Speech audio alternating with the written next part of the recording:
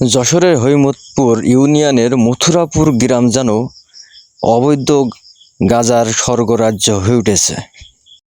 মাদকদ্রব্য নিয়ন্ত্রণ অধিদপ্তর যশোরের মাদক বিরোধী অভিযানে 2 কেজি গাঁজাসহ নগদ টাকা উদ্ধার করেন ডিএনসি পুলিশ।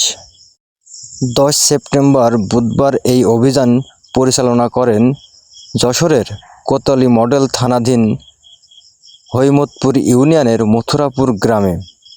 এ সময় মথুরাপুর পশ্চিম পাড়ায় অভিযান পরিচালনা করে মোসাম্মদ সুমি খাতুন স্বামী রফিকুল ইসলামকে আটক করেন ডিএনসি পুলিশ। এ সময় তাদের কাছে পাওয়া যায় 2 কেজি গাঁজা ও 66,480 টাকা। এ বিষয়ে স্বামী স্ত্রী উভয়ের কোতোয়ালি মডেল থানায় মাদক বিরোধী আইনে একটি মামলা দায়ের করে। এরকম হয় না তো, কুরআন শরীফ বাদ দিয়ে মিথ্যা কথা বলে এ করে তা করে। আমার জানা হচ্ছে ভাই এই ছাড়া আমার কাছে কিছু নেই। কি আছে এর মধ্যে, আপনি নিজে হাতে বের করেন। এই পেশে বের করেন, নিজে হাতে বের করেন। স্যার আসেন, সামনে আসেন স্যার। কি এর মধ্যে কি? দেখুন কি আমি ও এই যে গাঁজা তাছাড়া আমার জানা হচ্ছে আর কিছু নেই। গাঁজা এই যে স্যার, জিরা গাঁজা স্যার,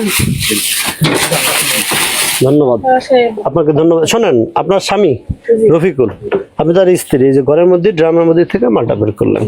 ঠিক আছে, আপনি তো শুনলেন ভাই, আপনার জায়গায় আপনার নাম কি? তারপরে